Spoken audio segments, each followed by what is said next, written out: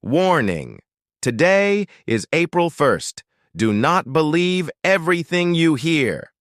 Just kidding. But seriously, today is April Fool's Day, one of the funniest and trickiest days in the English-speaking world. April Fool's Day is all about harmless jokes and tricking your friends, family, or even your teachers.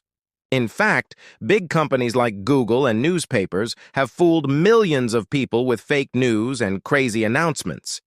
One of the most famous pranks? In 1957, the BBC told people that spaghetti grew on trees. And guess what? People actually believed it.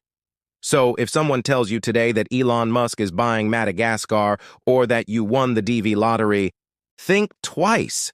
It might be a prank. Now let's talk English.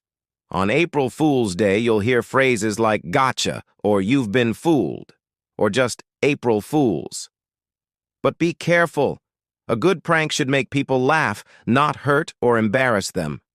Now tell me, have you ever been pranked on April Fool's Day?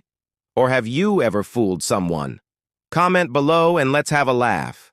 And don't forget, you can trust me. Or can you?